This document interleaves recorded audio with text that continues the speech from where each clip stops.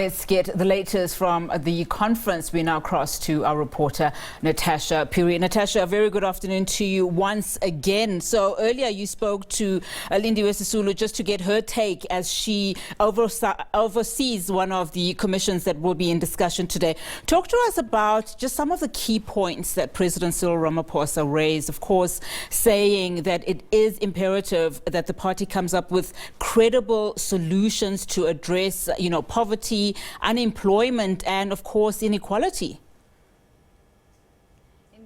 He actually summed up what he actually said earlier on while giving his opening address at the 6th National Provincial, the 6th National Policy Conference of the ANC, which is underway here at Nasrec, south of Johannesburg. But Unathi, just earlier on we spoke, like we've indicated earlier on, we spoke to the party's head of policy, Mr. Jeff Radebe, and the national spokesperson of the ANC, Mr. Pule Mabe, who had told us that delegates were going to plenary, and remember, credentials needed to be adopted. But just speaking to some of our sources, some people sending messages saying that it seems to be an issue around their credentials haven't been adopted, because it seems as if some delegates from the Free State and some from Ekurhuleni are not happy with the delegates that have been sent here at this policy conference, and actually questioning it. So we could see further delays there. But I'm actually joined by a political analyst, Mr. Sandile Swan, and of course we'll be unpacking these issues right now. Mr. Swana, thank you so much for joining us on SABC News. I mean, just as I just said to Nati right now, some delegates from the Free State, some from Ekurhuleni, are not happy with the selection process of these delegates, with some of these delegates that are actually representing them at this National Policy Conference. What does this speak to? This speaks to the failure or significant failure of the renewal process of the African National Congress relative to the resolutions they took in 2017. The issue of who must be at an ANC conference is something that the Secretary General of the African National Congress and the various secretaries of the various structures should absolutely determine with precision as to who is qualified properly to attend which conference. And every ANC conference so far this year, I would imagine, has been plagued by people that they don't know pitch up there, were not supposed to be there, and it's chaotic and it delays the conference. And we're also talking about more delays yet again at this policy conference. And I mean, some would say that the ANC finds itself at a crossroads. I mean, 2024 is just around the corner. You have a party which is in disarray. It's highly factionalized. The ANC always talks about the message of unity, but it seems as if that's not happening. And in light of that, you would think that the ANC would actually have its act and get its act together. But yet we're seeing the very same things that have been playing itself out at the various provincial and regional conferences of the ANC that we've seen earlier on this year. Yes, the struggle for liberation attracted the cream of the crop to lead the liberation. However, when the ANC came back in 1990 from exile, when it was no longer as dangerous to join the ANC, all manner of sources, crooks, opportunists, careerists joined. So what has happened is that over time, especially since the firing of Thabo Mbeki, the crooks and all manner of sources, opportunists and careerists rose to the top and became the cream on top of everybody else. And the discussion documents of the ANC actually speak to this effect. Yes, so that is why Tsotsi cannot organize a conference that starts on time. They cannot organize credentials because he's a Tsotsi. He's not here for anything else other than to be a Tsotsi. So those are the types of problems that you are going to be confronted with in these conferences, as we've already seen. And this is a build-up, by the way. This is not the end. A build-up to more chaos that will happen in the December conference, the elective conference, where it will be do or die for some of these eaters, as some of them call them. You talk about do or die. In the discussion documents of the ANC, they somewhat concede that they actually could lose power in 2024. and seeing how things are actually panning out for the party. I mean, just unpack issues for us. I mean, like you said, it's do or die for the party. The party should get its act together. But I mean, you've got all these policies which are good on paper that say that the ANC must do this, must rid itself of corruption. Is the ANC really serious about this? When we evaluate the African National Congress in government, the places that we go to the Auditor General's reports. We then go to Stats SA reports. We go to Human Sciences Research Council reports. We go to research that is produced by the leading universities in South Africa. So that hard numbers and hard and verified facts tell us where the ANC is at as a government of this country, which has been there since 1994. But when you look at the statistics since 1994, in 1994 you had a backlog of unemployment, long-term unemployment, 4.6 million people, long-term unemployed. Today, when you total up the numbers, we're now at above 12 million people unemployed. When you talk about poverty, people who are below the poverty line, they are more than half the population is actually under the poverty line. They are living in poverty, and there are many people who are not food secure. So the food security that you even talk about under the ANC is for those people who already have money. If you don't have money, you cannot have food security in South Africa. So the problems are the same. One of them, you cannot have an excellent organization that thinks clearly, incisively, and generates correct policies, strategies, and detailed plans when the leaders of those organizations are not truly the cream of the crop intellectually. The aptitude, the IQ is not there. It's lacking. The people who have the highest IQ in the ANC are marginalized. Some of them spend 7 years unemployed. They are put in the most difficult position. The minute you show any sign of intelligence in the African National Congress, you have put yourself in immediate danger. And this has caused a problem for the cadre deployment policies of the party.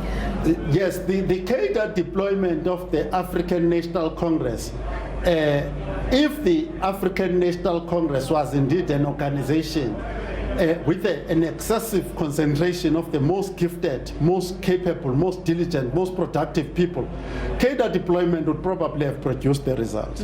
But we need to go back to Mandela, who told us clearly at the beginning, and who told that these people must be ejected, who are entering the ANC, who are not ANC, who do not believe what Luthuli believed, who do not believe what Oliver Tambo believed. And some of them are in this conference where we are today. And they are not here for anything other than to see that how they can make arrangements about tenders and other things. Let's talk about the implementation of those policies. Also, when you look at the discussion documents of the ANC, they say clearly that if a delegate or if a deployee of the ANC fails to implement a policy of the ANC, they must be held to account. But you've got so many deployees of the ANC who have failed to implement those policies in their positions in government, but they're still within their positions. Yes, that is part of the problem. Part of the problem, in a nutshell, would be that if I am implicated in poor performance myself and non-performance generally as the president, how do I round up the other non-performers and deal with them? That's the first problem. The second problem, if you look at the July 2021 insurrection, where we know for sure that the Minister of Police failed, the Minister of Defense failed, the Minister of Intelligence failed, probably the presidency failed. Then Cyril Ramaphosa said he's going to do a cabinet reshuffle. In preparing for the cabinet reshuffle, because earlier on during the 2019 election, in the build-up to the 2019, he had said he was going to sign a performance contract with each minister. So he should have produced a performance report of the ministers and said, this one I'm going to remove and demote, yes. This one I'm going to promote because the performance reports of these ministers state XYZ. And he didn't do that. Till today, it's a mystery why Nosiviwe Mapisa Nqakula moved from defense and became the head of parliament as the Speaker of Parliament. And Dodo was exported somewhere internationally to a huge position over there, somewhere in the United Nations, as I seem to recall, and so on. And Bekicele is there, and crime is running rampant. He doesn't know which way he must go, because there are mass murders right now where people can come, get into a ship bin and shoot tens of people at a time, while Bekicele is there. And all that they can do is to cry on TV, organize prayers and all sorts of things like that. But what needs to happen now? There is no replacement for top quality talent. It has no substitute. That is why, if they wanted to know what to do, they must ask Pitso Mosimane in soccer. When Pitso Mosimane wants a team to perform, he knows what players to get. When you've got rubbish players, you sell them, you get rid of them and put the right ones. That is from an ANC perspective. From a national perspective, us who are not members of political parties, people who are just ordinary South Africans, use your vote wisely and vote non-performers completely out of power. Let's also talk about the organization, just looking at the discussion papers and the organizational renewal. I think what I also find striking is that the ANC also conceded that it no longer has that influence that it has on the African continent specifically. Yes, the cat is out of the bag. Mr. Swan, I have to cut you. Unfortunately, there is actually a briefing right now by ANC NEC member Mr. Bekicele. Of course, we will be having this conversation later on. With that said, let's just go to the media briefing.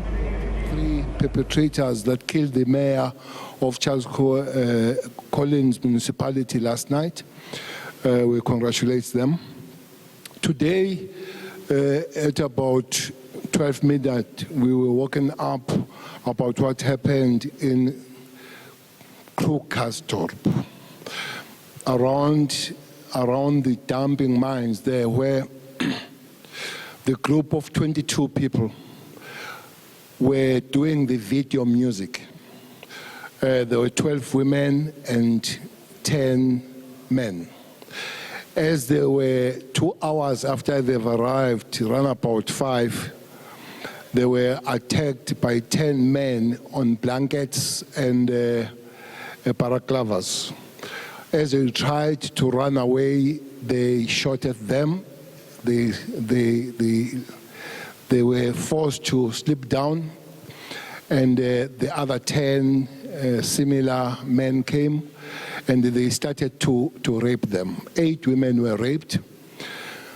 I have the names, but I'm not going to give the names here of those women. But one woman was raped by 10 men simultaneously, exchange on her. The other one was raped by 8. The other one was raped by 6. They were ranging between 19 years and 35 years. Those women that were raped. They were robbed. All of them were robbed. They took their stuff, they took their shoes, they stripped them naked. Men, those 10 men, they were left with underpants. One was taken completely, even underpants and all that kind of stuff. That's a bad situation. Those are young, most of them are young girls around Joburg. Quite a big number of them come from Alex, others from Soweto, and they're from the suburbs. Their job, looks like they are models who were just there to have this music video. We had a meeting as the police ministry, the national commissioner, provincial commissioner this morning. They've put the team that they'll have to respond and respond decisively as a government. We are going back there. I'm told that some few of them have been arrested now, those people, and police were instructed that they can't come back without them in whatever form. They'll have to come back with them. So we'll be there next hour to see how far have they taken the operation. I'm told the operations are doing well. We've put all the resources. We have called on the national commissioner to send all the resources to decide to be able to respond decisively on this matter. The looks like they are foreign nationals, those people, but basically they are zamazamas. Those people that are raiding those dumping mines, the old mines and all that, they've left that job to go house to house to rob people there, including this terrible incidents that they've done. I hope that by this afternoon we would have, as the police, acted and responded decisively on this matter. It's a painful thing. We haven't seen the victims, but they were taken to hospitals, different hospitals yesterday. Some of them were collected by parents, as we say, and some were taken to safe places and all that.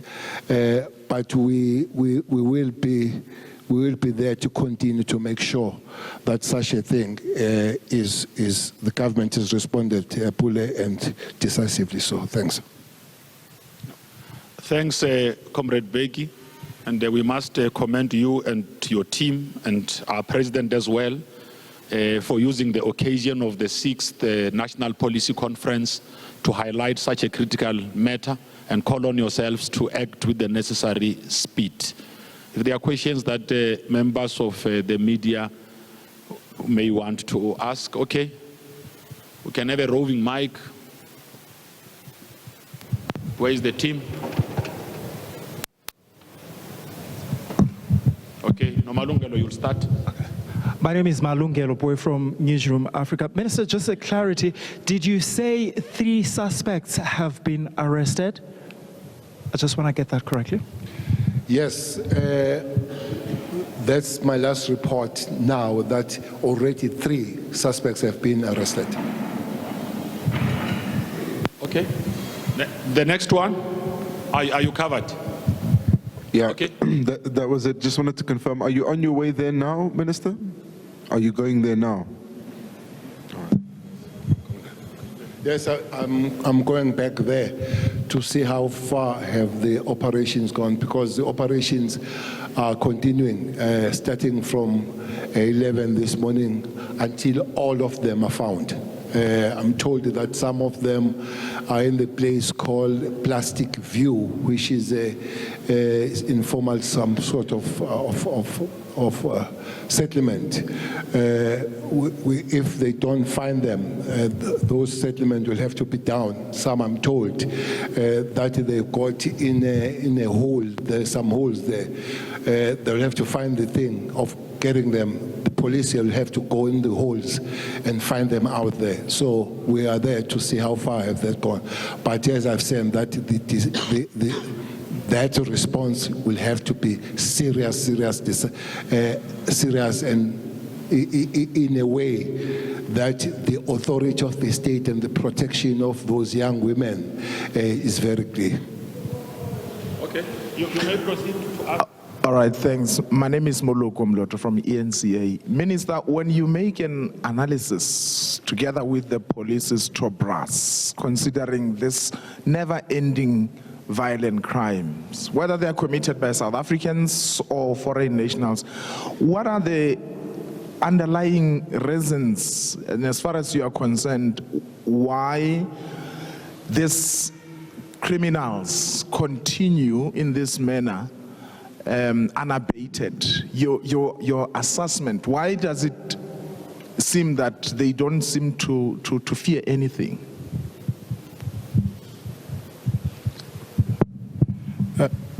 Peter Molamani, KFM.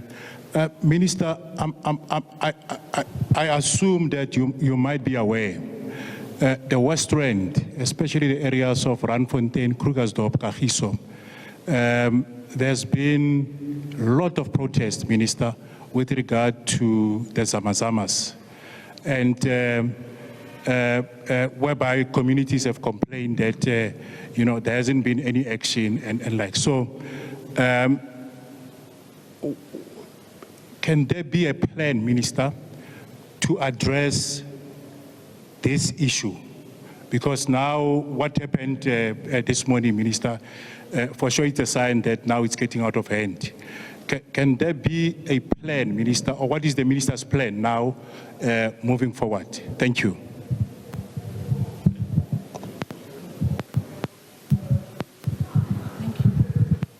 I'm Teta Mahlakwana from Eyewitness News. I'm just going to follow up on what my colleague just asked now. But I think also because we are at the policy conference of the ANC, what I'm going to ask might just help us understand why it is that we have a policy. Of course, it doesn't fall under your purview as the police minister, but the consequences of the non-implementation thereof becomes a problem of crime.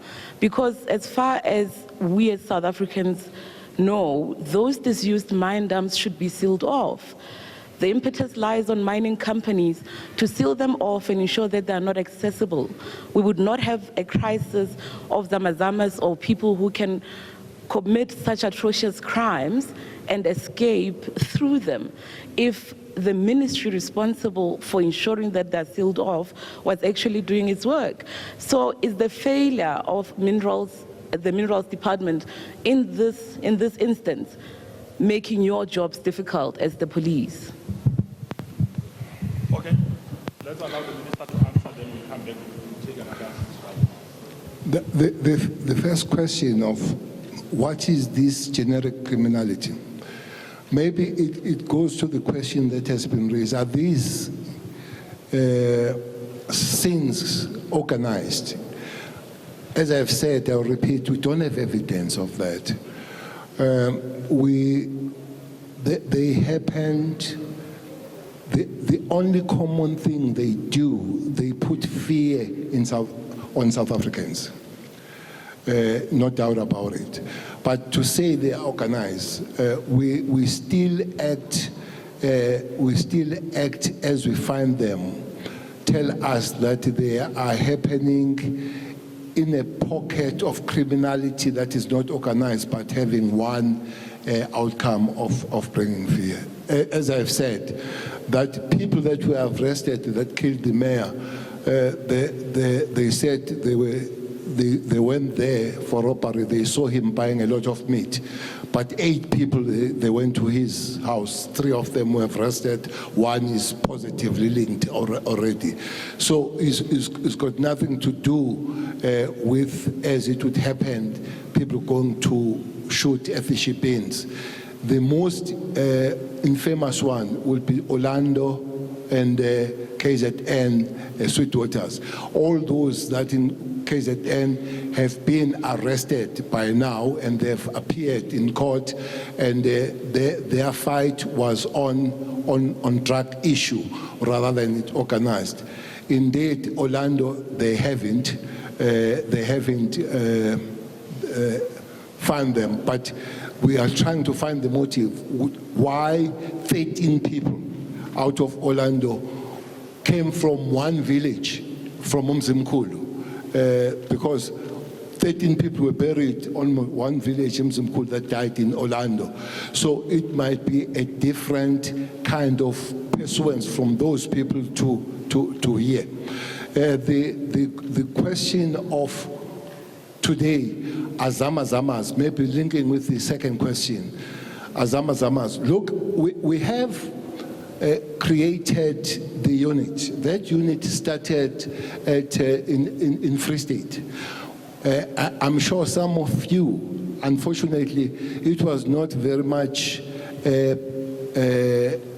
seen by most people on many. You saw one top operation that was run by the South African police together with a private company in Northwest in Orkney, where there was a complete established mine, yet it was illegal mine. You could find all machines in that mine. The police went there and wiped off that mine. What was good about that, it was not just the people, Zamazamas, that were arrested. The owners and top guys, including top cars, were arrested there. That is about 2 months ago, that operation. But also in Free State, we went underground. There was a 12-hour war there, badly, which was won by the South African police on the exchange of fire on those. So it's a question that Zamazamas, they just don't go there and fight and get whatever is diamond. They are going with the takeover of the mine. Sometimes they go to the new mine and then they take that mine over. But they don't end there. They go out and go and harass the communities. So that unit has been established to respond. We are very pleased that even the company, the industry, is working with us, even putting some resources. We send one unit somewhere, and we ran short of the accommodation money the industry put on that. So what we have agreed upon and what you have been instructed not once, twice by SONA to say things like Zama Zama and people that are taking over the construction sites, that 130% on all, we are going to respond to them, and we are responding. One person that we have responded decisively would be Okeke in Mamelodi, who was taking every other business of everybody. You know that is almost 2 years now. I'm glad that he has been found guilty on the matters. But also on the question of the stealing of infrastructure like copper wires, quite several people have been sentenced now, seriously so, between 10 and 15 years. So we're responding on these things as the South African police, or as a cluster going forward. I fully agree with you. One bad thing that happened there, while everybody knew that there is crime in that situation, we would have loved that the team took time to report, at least at the police station, that they were going to a dumping mine or the old mine to run this music video. The unfortunate part of it, that their coordinator used to be a police officer. This aunt used to be a police officer and was working on that station. She understood very well that there is a lot of criminality. So we wish that they would have really went via police station, reported, and surely the station would have either taken rounds to go there or we have given them cover. It's a pity now that we have to respond after such a huge damage. Thanks. Okay. We can take the last round of questions. My name is Norman Masungwini from City Press. Minister, very often in that area of the West Rand, you'll find, or your reports have shown that there will be bodies, unidentified bodies, especially in Krugersdorp. Wouldn't that have been a trigger for police in the area to pay much attention to say something big is going to happen, either around the community or the whole area itself? Shouldn't the police station or the police itself have taken cautious decision to say they need to clamp down on those mines earlier than to wait and be reactionary? Thank you. Another question? Just a follow-up. So, Minister, you said that mine dumps are no-go areas for South Africans, even for creativity purposes, research or whatsoever. If you are saying people should have stopped at a police station first, are you saying to the public it is not safe, stay clear of these mine dumps because you're conceding there is nothing in terms of security that can be done to ensure that we have freedom of movement to go to those places, either for anthropological reasons or any other reason whatsoever?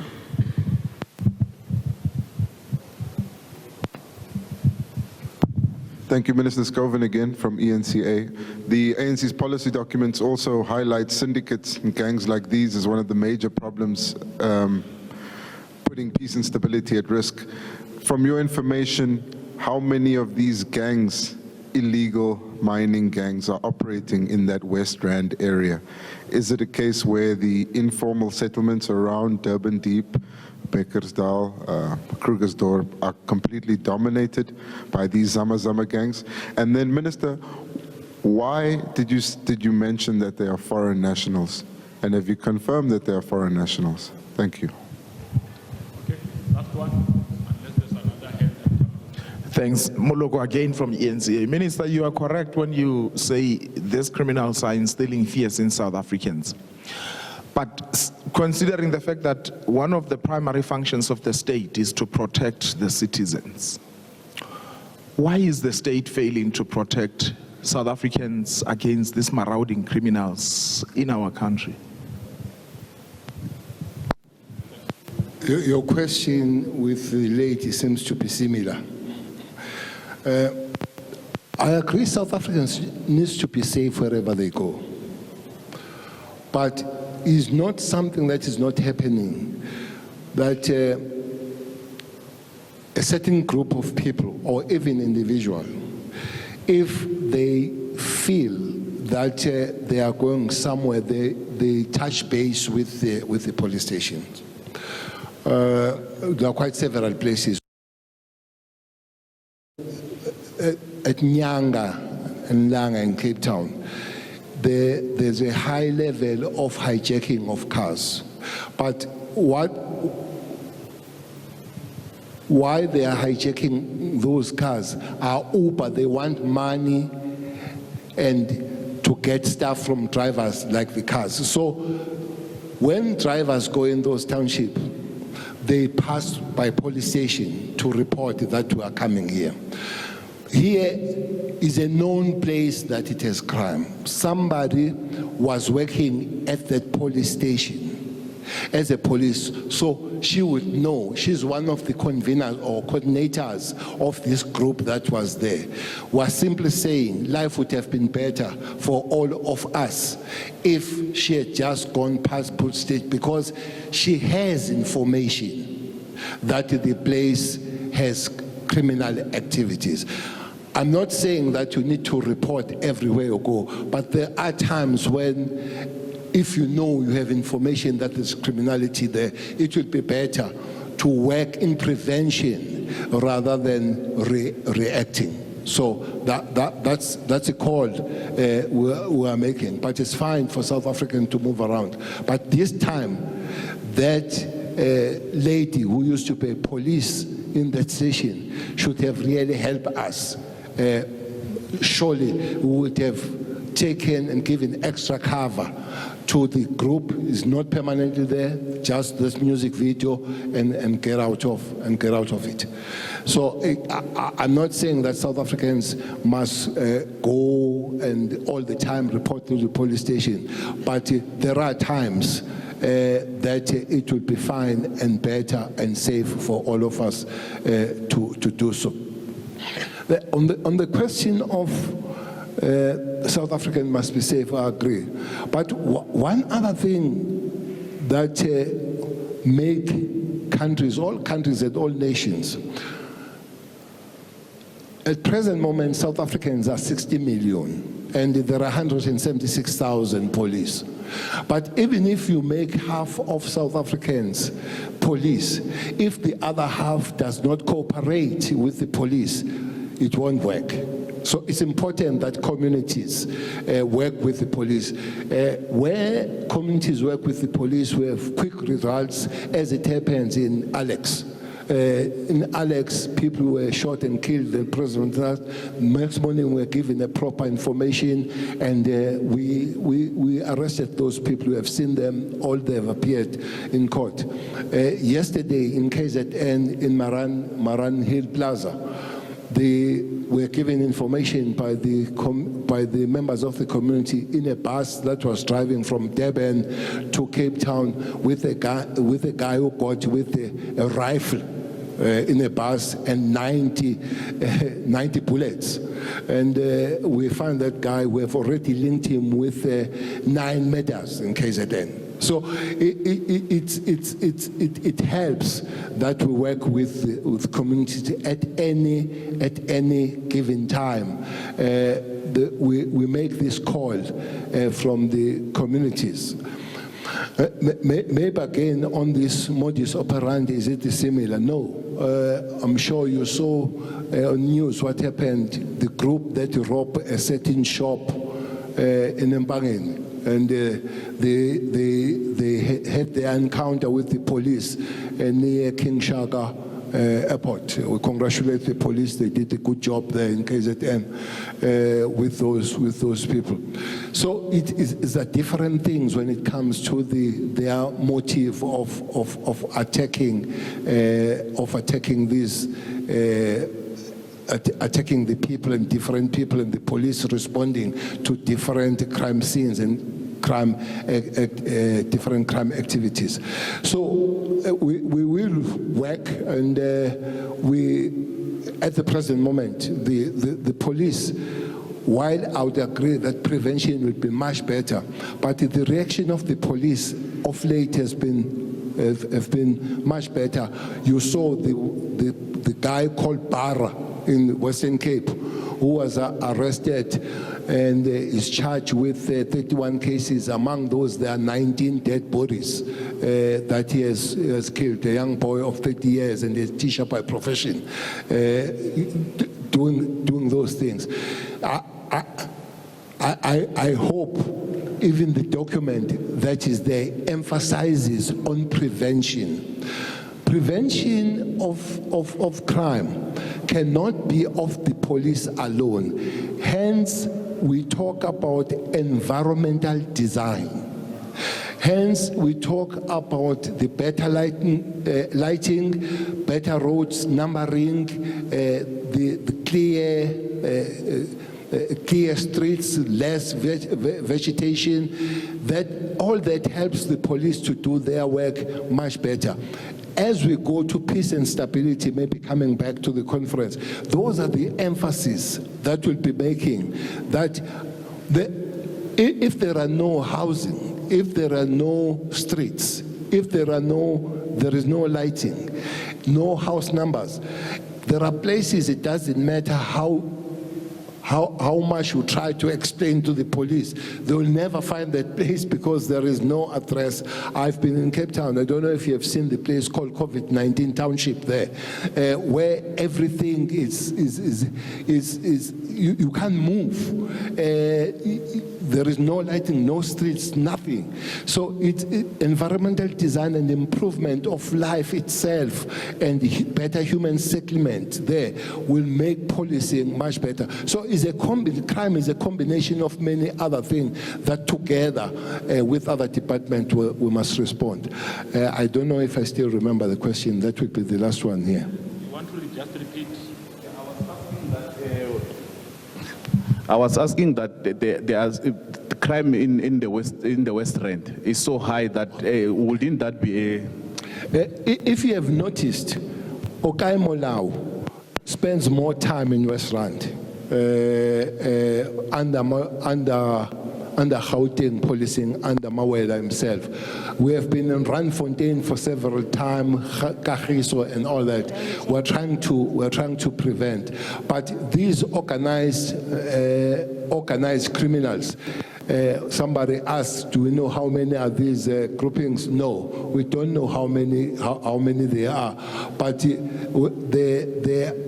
are basically coming from 3 nationalities. We say that because when we arrest,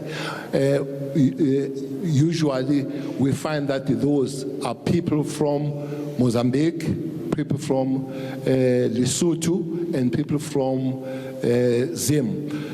At the present moment, starting about 5 years ago, we've got 18,000 of foreign nationals that are in South African prisons, correctional service, as they call it. So most of them, they would have been part of those crimes, especially Zamazamas, and forcing people that are working there and harassing the communities out there. So you ask me, how do I know? Because they've been arrested and asked where they come from, they've given us the answer already, those 3 that were arrested this afternoon. Thanks. There was a question. Are you covered? Okay. I'm sure that the members of the media are coming. No, thank you very much, members of the media, and thanks to Comrade Bedi in his capacity as Minister. Well, that was Minister Bedi, an ANC NEC member, just giving a briefing on that very horrific incident that occurred where young ladies were robbed of their possessions and gang raped. The minister there saying that those who committed this heinous crimes are foreign nationals. 3 have been arrested so far, and he promises and commits that the rest will be arrested throughout the course or the remainder of this day, Unati. And I mean, this also speaks to the policy documents there of the ANC, specifically under social transformation. It speaks to the fact that authorities and institutions like SAP need to be capacitated, need to be strengthened. There's also a section here that highlights and says that the ANC must strengthen and capacitate the Neighborhood Watch and CPFs to continue working with law enforcement agencies, and in particular SAPs, to combat things like human trafficking, sex slavery, and what we actually just heard the minister briefing members of the media on. The minister also touching on issues there, a bit of immigration, migration, which the policy documents of the ANC actually speak to, especially under the document of peace and stability. Earlier on, we heard the ANC NEC member Aaron Motsoaledi briefing members of the media, and I was particularly there, Unati, we had said that to deal with the issue of porous borders in the country, which has an effect on our security as a nation, the ANC proposes the establishment of an immigration board, and that immigration board would comprise of a number of ministries in the country, such ministries as international relations, labor, DTI, the ministries of SMMEs, Unati, and bodies like SAPS, like SARS, and bodies like your civil society organizations, also saying that the ANC has proposed the establishment of an immigration court, saying that this immigration court would fast track issues that are dealing with issues of migration or illegal immigrants that actually take years to actually resolve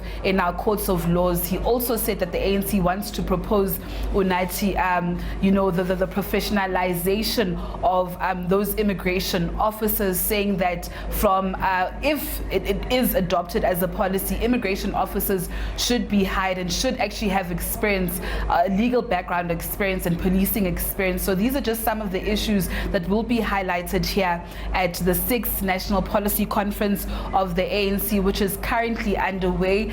We will get word from our sources inside, and hopefully the spokesperson of the ANC in dealing with the issue that we actually discussed earlier on with Professor Sandile Swana, where we had heard that delegates from the Free State and some from Ekurhuleni had actually questioned how some of these delegates had actually made it to the policy conference. So these are just some of the issues that are expected to be highlighted this weekend. Of course, we expect that tomorrow will be a very long day for those delegates. Commissions will also be underway the whole day tomorrow, and of course we expect that on Sunday ANC President Cyril Ramaphosa will be closing up this policy conference.